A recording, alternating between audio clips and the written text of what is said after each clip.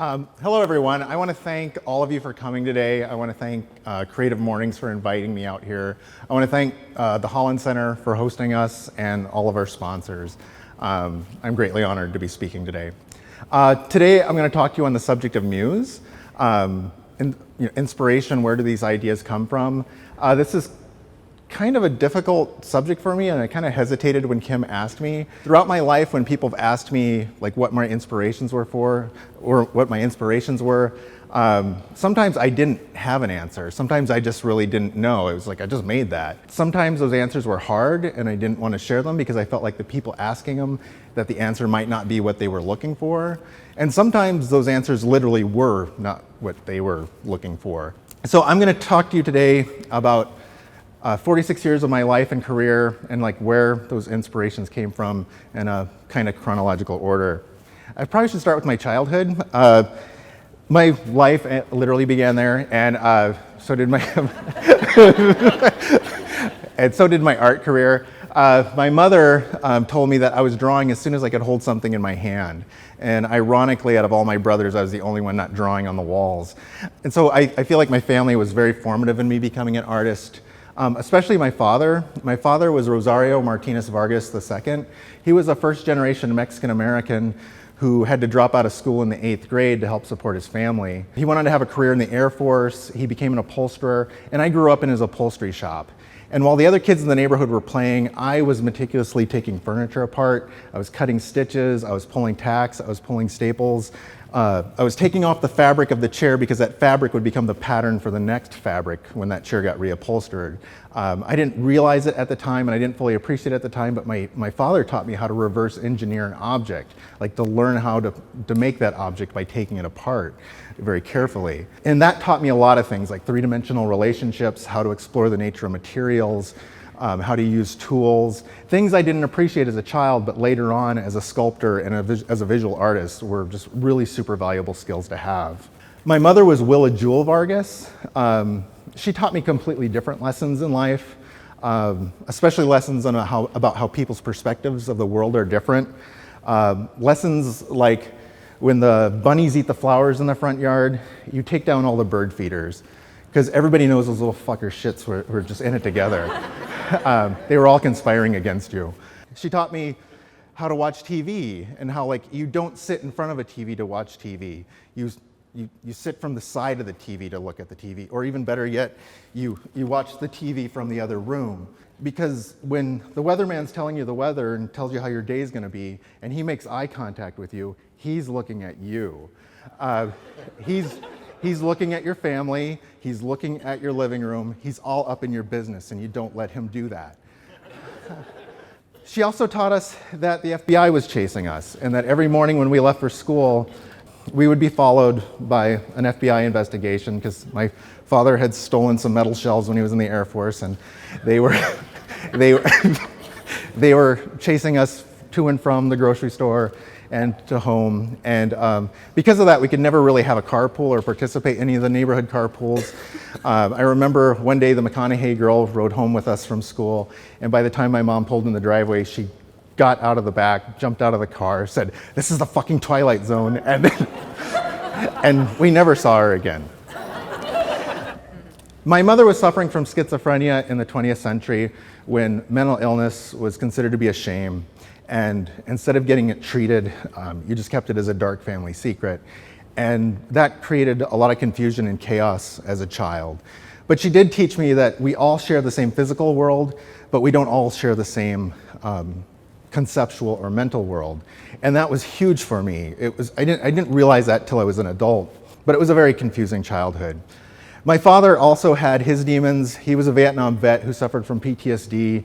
He liked to solve our family's problems through alcohol, denial, and violence. And so it was pretty tough as a kid. And that motivated me to draw. And I drew, and I drew, and I drew. And I was drawing scenes and characters and worlds that I had some form of control over, because my real world was out of control. And so my muse as an early child was that chaos and escape.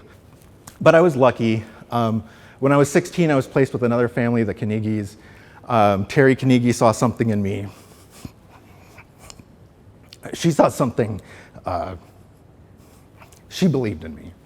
And she gave me a place to grow up, she gave me a place to finish high school, and she gave me a place to escape to. And I wasn't doing very good in school, I was getting D's, and so I really didn't see college or anything in my future. And so I did like what my two families had done before me, and I enlisted in the military.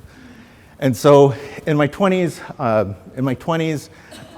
that motivation to escape, that muse to escape, I joined the Air Force. I served in the Nebraska Air National Guard for 6 years.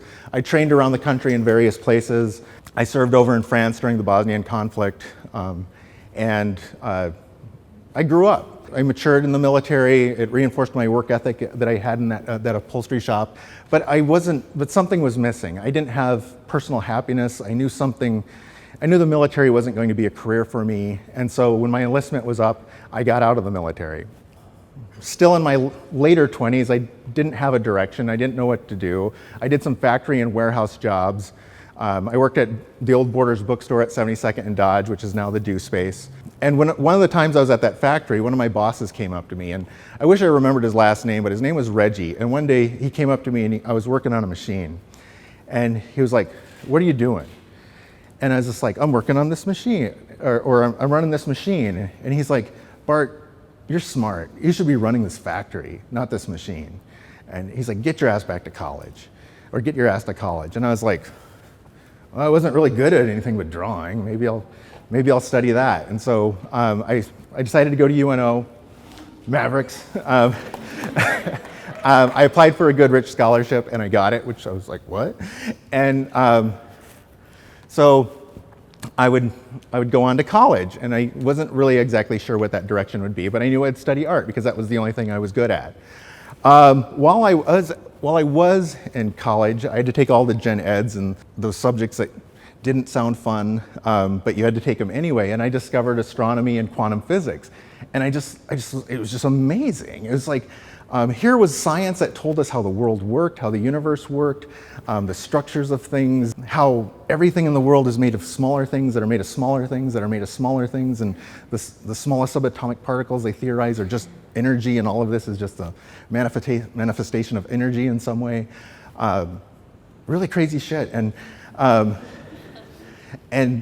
I also learned a little bit of the language of the universe, and how like some of the smallest theoretical things in the world and some of the biggest things out there in the universe are circles and spheres, and how circles and spheres are part of that language.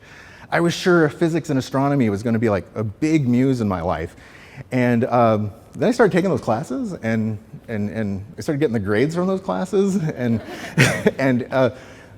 my skill in math and just my grades in those classes in general did not reflect my enthusiasm for those classes. And so maybe the muse wasn't going to come from physics and astronomy. The reality was when I left that, I actually got laid off from that factory job, and I took a job as a janitor at night at UNO. So I'd take classes during the day, and then I'd be a custodian at night. And even though I had a scholarship, college was expensive. I still had to have a place to live. I still had to feed myself.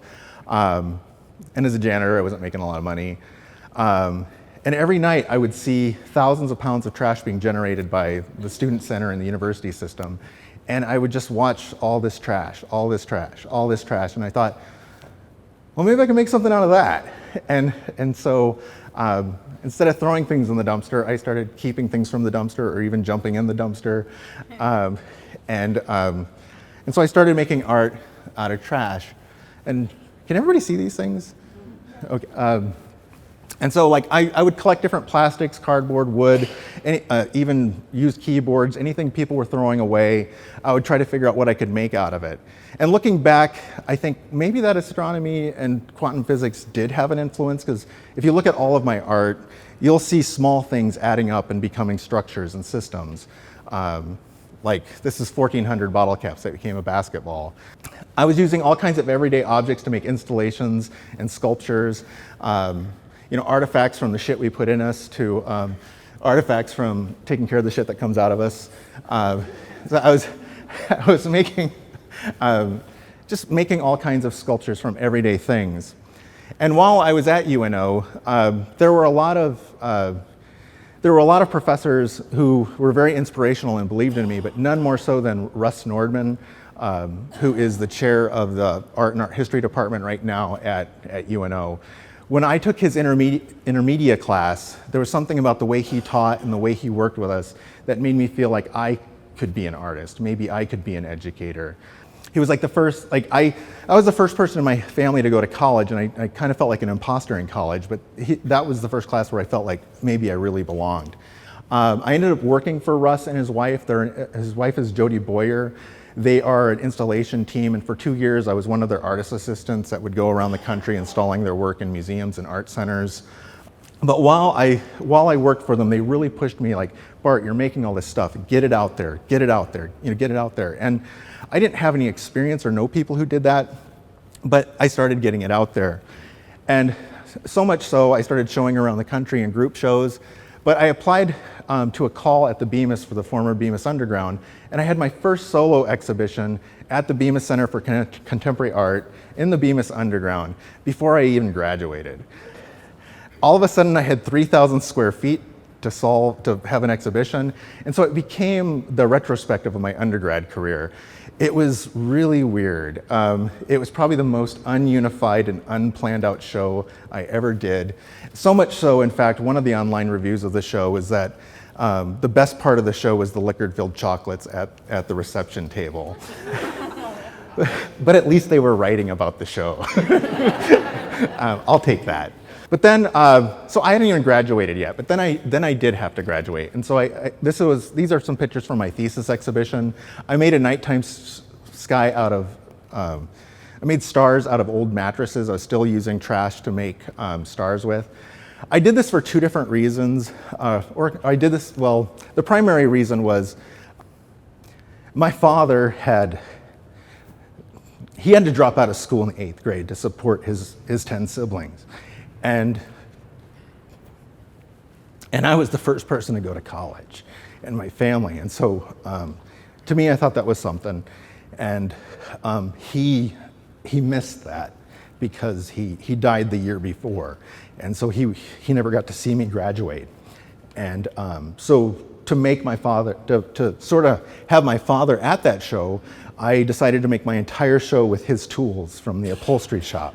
And so that's why I went from plastic and wood and cardboard to fabrics, so I could use his upholstery tools to build the show. This was probably the first really serious academic show I ever had. I had to write a thesis statement. I had to give a talk to the school.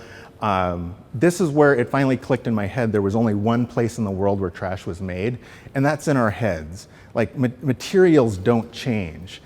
How we value those materials change. How we use those materials change. We decide it's trash. It never does anything to become trash. It's all on us. And so that was kind of an epiphany of making this work. I graduated, and after I graduated, the alumni magazine at UNO did this cover story on me. And this was the first article of many articles where I started to be called an eco-artist, an environmental artist, an activist, a hippy-dippy guy trying to change the world. I kind of felt like an imposter when I read those articles, and I kind of wondered if the reporter was even at the same interview I was, because for me, I was just trying to make something out of nothing. I was just trying to get through college, and I was a janitor, and I made stuff out of the stuff that we were throwing away. But I guess my real inspiration was the trash, even though the reporter thought I was trying to change the world. Also that year, I was one of 22 artists asked to participate in the O Public Art Project, where we're all asked to celebrate the city of Omaha with a design on the O's. For my design, I chose to celebrate the city through the diversity of Omaha's people. Omaha Public Schools say we speak 120 different languages in this city, which to me is just amazing. And so I painted an abstract pattern of circles that represented different skin tones to represent the diverse population of Omaha. And I alternated that with red to represent the blood of the great human family that we're all part of. And so the inspiration for the O was literally the people of Omaha itself. But then I had to figure out what the next chapter was, and that was to go away to grad school. Grad school would be a very formative experience with different directions and different motivations. I went to the Regis Center for Art at the University of Minnesota. I was recruited for their sculpture program. It was a very demanding and competitive program. I didn't necessarily enjoy all of it at the time, but I can see how valuable it was in forming me as an artist who's speaking to you today. Unfortunately, I never finished the first year of that program. About a month before the end of the second semester, I got really sick, and I had 103 fever for about a month, and every time I went to the grad clinic, it was during the swine flu scare, and they kept sending me home saying I had the flu, and it took me about a month before I convinced someone something was really wrong, and by then my kidneys were failing. I was becoming anemic because I quit making blood. I was admitted to the hospital. No one could kind of figure out what was wrong with me. Eventually they figured out there was an unknown mass growing behind my sternum that needed to come out, and so I had to have surgery, and I spent over 2 weeks in an isolation room. I nearly died twice, which is a really interesting fever dream. And then finally, after 2 weeks, they released me and I got sent home. I had completely lost my voice and they didn't know if it was going to come back at all. And I spent the next 2 months just laying in bed, like wondering like what the hell just happened. And but eventually I was able to get up and work. All my friends thought I was once a workaholic. I got knocked on my ass. I was probably going to become a Buddhist and totally change, but I probably came back more of a workaholic than I was before. This is the first painting I painted when I was able to get out of bed on a regular basis. It's kind of a dark image, but it's 9 panels that make up a single image. It's literally a tunnel, me crawling out of the experience that I had just had. And then the second image I painted after that experience was I painted 27 panels that became a single unified image. I know it kind of looks like a clown exploded, but for me it was just celebrating. I'm fucking alive, man. My inspiration for those paintings was literally life and death. I'd just been through the ringer, and I was trying to get back into things. And so I started painting these ray paintings. And I've painted hundreds of these ray paintings, and I'm still making images of these rays.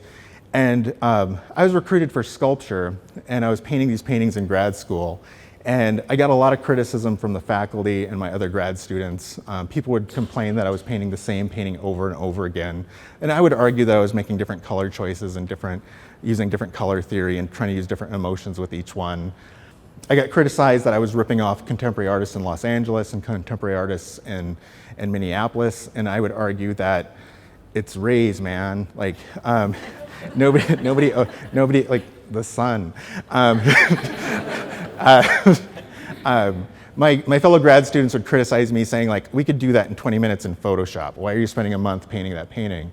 And I'd argue, like, if you made that painting in Photoshop in 20 minutes, it would look like a marketing advertisement. This was meticulously hand painted.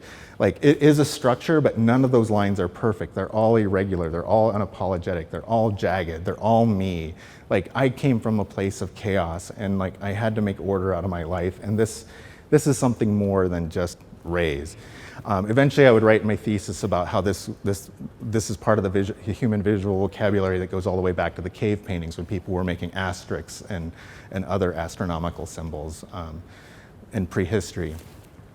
But I was at grad school for sculpture, so I continued to make sculptures out of trash. And I usually talk about the processes and academic ideas behind these things, but this speech is about inspiration. I kept making these sculptures. A lot of them dealt with like how plastics are manufactured, the different chemicals in those processes, how those plastics eventually pollute our environment, how those plastics eventually pollute our bodies.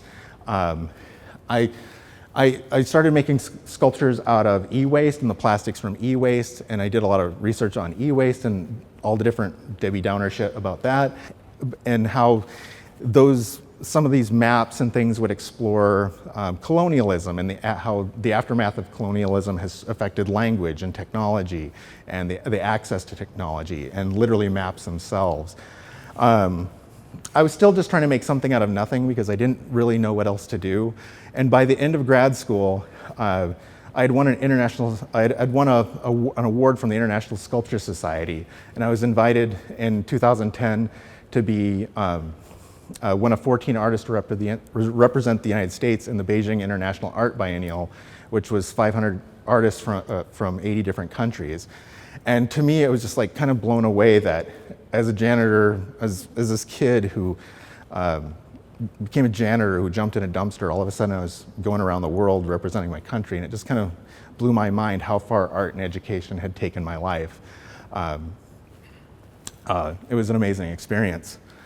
But then I graduated and I had to figure out what the next chapter was going to be. And I didn't know where I was going to go after the culture shock of graduation from grad school. And so immediately after graduate school, I was invited back to China. I was invited to participate in a residency program at Shangyuan Museum, about 100 kilometers north of Beijing in the mountains. It was a very rural experience.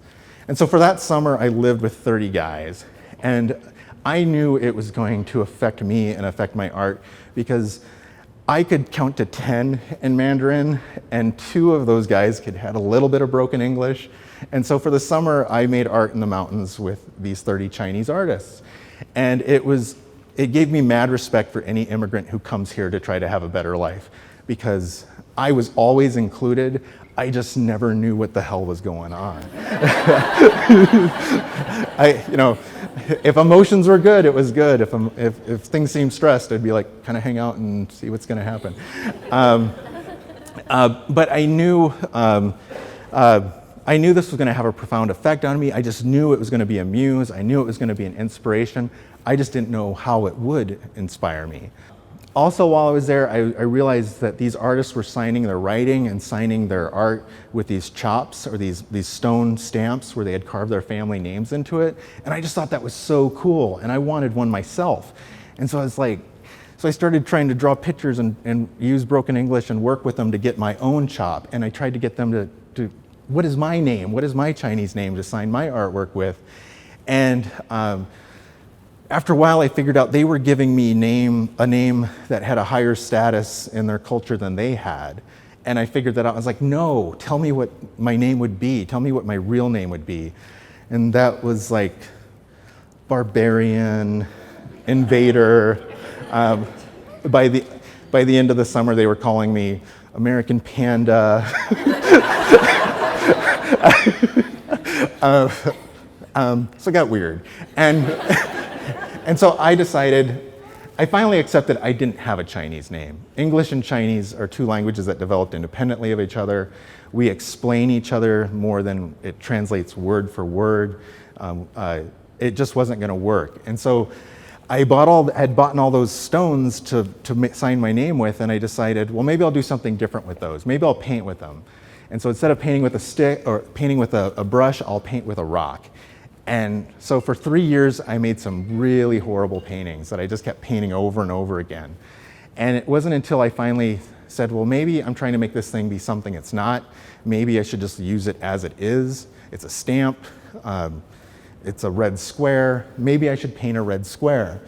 And so after 3 years, I finally painted a painting that I thought was something. And so I painted squares, I painted circles, and I started to call them mandalas, which made me think of that astronomy and physics that I thought would be my muse, because a mandala in its essence is a symbolic map of the universe.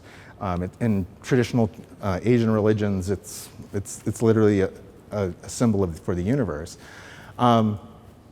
So that had that physics connection, and also I love color theory, and this is the spectrum. Visible light is made up of all the other lights. I went on to make this a series, and this series traveled around the country and exhibited. And eventually, a local poet, Miles Wagoner, who's the chair of the Writers' Workshop at UNO, he's had his poetry internationally, he asked me to do his book cover for Desert Center. And so one of these paintings became a book cover, and that was my first book cover, which I was like, I'm on a book? Wow. I kept making sculptures out of the e-waste, And once again, the e-waste sculptures took me around the world. Here I was trying to juggle odd jobs in Omaha just to make a living. And I was asked by a museum in Baku, the capital of Azerbaijan, to make a sculpture for a new museum out there. And so they flew me out to Azerbaijan. They put me up in a 5-star hotel. I was at the opening ceremony for this museum. I was shaking the first daughter's hand, and I was like, do these people even know who I really am? But once again, like, I was the son of someone who dropped out of school in the 8th grade. I started jumping in dumpsters, and now I'm on the other side of the planet in an oil country's capital, like making something for them, which was really quite surreal. I kept making these sculptures, and a few years later, Miles Wagner came back and asked me if I would do his next book cover. And for Superstition Highway, my keyboard skull became part of that book. Once again, I was amazed at how far this art had taken me, because like if you did a bibliophile search of this book and looked at all the different libraries it's in all the Ivy League schools. Like there's an image of my art in Yale, which to me is like, how'd that happen? But it's just doing the work. Despite all those accomplishments, one of my proudest accomplishments is just teaching. I am here today, and I've had the career I've had because art and education transformed my life. And like, all my teachers live on through me, and I hope to live on through my students through my teaching. I've gotten to work with Nebraska Public Schools, Iowa Public Schools. I've got to mentor teenagers in after-school programs, which was huge for me because when I was a kid, I didn't know an artist. I didn't know anyone who went to college. And one of the greatest things you can do is be that person you never had growing up. And that's what I tried to do through my teaching. I've taught at UNO. I now teach at Metro. Teaching is probably one of the most inspiring things I've ever done. All of us have something to give the next generation. And the next generation has so much to give to us. I'm always inspired and amazed when I give an open-ended design assignment and 16 students present 16 different ideas that I would have never thought of. And so in a way, I hope to inspire my students, but I think they inspire me more than I inspire them. And that brings me to now. Now my life is different than I ever thought it was ever going to be from where I'd come from. If you would have told me 4 years ago that I would be showing in a major international space like the Kaneko just right down the road, I would have never believed you. If you would have told me that I'd be making ceramic work, I wouldn't have believed that either. If you would have told me that I'd be screen printing and doing a lot of printing, I would never have believed that. And I thought I was married to my work, and I never thought I'd ever be happily married. But I am. About 3.5 years ago, I signed up for a writer's workshop because I wanted to work on my writing and work on those skills. And when I got there, I saw somebody, and I was like, who is that? And I was like, that is the part of the universe I want to stand next to. And so one of the smartest things I ever did was I asked her out that very day. And that was Becca Jurdy. 9 months later, I asked her to marry me. That was the second smartest thing I ever did. And we just celebrated our second wedding anniversary 10 days ago. So.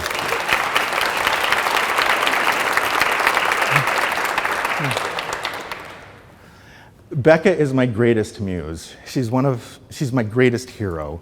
Her strength and selflessness is just inspiring and amazing. She helps run a nonprofit radio talking book service, which reads for the blind community of Nebraska and southeast Iowa. And she volunteers in so many other ways and gives service back to our community to make it a better place. Her undying love and support for me make me feel like I can do anything. And last year, to surprise her, I painted a mural of her on 13th Street that you can see just right down in Little Bohemia. And that's her there. So thank you for letting me embarrass you. My work has changed. I'm still making sculptures and I'm still making ceramics, but now I'm using found objects in a different way. Like, I'm buying things from pop culture, like by going to thrift stores and buying toys, little ceramic things to make molds of, even food containers still, where I make plaster molds of these things, and I slip cast them in ceramics and I recombine them, and they become things like Stormtrooper Jesus. which people either they laugh at or they get offended. But I try to say something deeper and more heavier with these things. Like for me as a Latino American in the 21st century, I'm trying to talk about how religion, conquest, and empire have affected Latino identities and how these are all part of our lives, more than just Star Wars. But also with these things, I try to talk about how a corporation has bought up all of our childhood heroes and how Mickey Mouse now owns Marvel Comics, they now own Star Wars, they now own the Fox Entertainment Group. Everything is Disney now. I also talk about different identities, whether it be gender or sexuality, and how growing up being taught that we lived in a binary world, that it's much more complex than that. And the work also gets a little bit more political with like, "Don't fuck with me, Elmo," which deals with how the administration was threatening the funding to PBS, which really eventually drove Sesame Street to HBO. You now have to pay to watch Sesame Street, which is really weird. Politics has inspired other work, like making these little kicking, screaming babies, throwing a fit, these little Twitter birds tweeting, lipstick on a pig, Jabba the Hutt. We live in interesting times. But the ceramics has transformed, and these ceramic characters have become screen prints and exploring these kind of amalgamated images in multiple different ways. I would have never thought my work would be like that. And also, another big part of what I do every week deals with something in the spirit of like Creative Mornings. In the last 6 years, every Friday I compile a list of different arts and cultural events. Whether it be, I think you guys are going to put me out of business with an app, but this is a nonprofit model. But I collect art, theater, music, poetry, anything cultural. I compile these lists, and to me, this reminds me a lot of that physics and astronomy, because like Omaha is this amazing community made of all kinds of creative professionals like you doing something. I couldn't do this without you guys, and Facebook doesn't love me so much because often they say I'm a spammer and because I tag too many people, and I often get kicked off of Facebook for this list. But Omaha is a rich creative community that I've exhibited around the country, and nowhere is quite like this place. I've told you a little bit about the inspirations of my art. If you want to see my art, I am one of the exhibiting artists in Art Latinx at El Museo Latino. This exhibit just opened last night. It goes till October 12th. I encourage you to visit and support El Museo Latino. Omaha has a Latino museum. Like it's one of only 16 in the entire country. Like we have a lot here in Omaha that we don't have in other places in the country. Also opened last night at Joslyn Castle was the Art and Literary Festival. I designed this year's Mark Twain image for their promotional event, and the print is on display at all the different theatrical and literary events at the Joslyn Castle. And finally, next month at Warlock Gallery, Miles Wagner has asked to collaborate with me in a different way than just doing his book covers. I've been making these screen prints. He's been writing poems in response to those, and then I've been making images in response to his poems. For the first time, we're gonna share some of those in an exhibit called Joy Beams at Warlock Gallery. To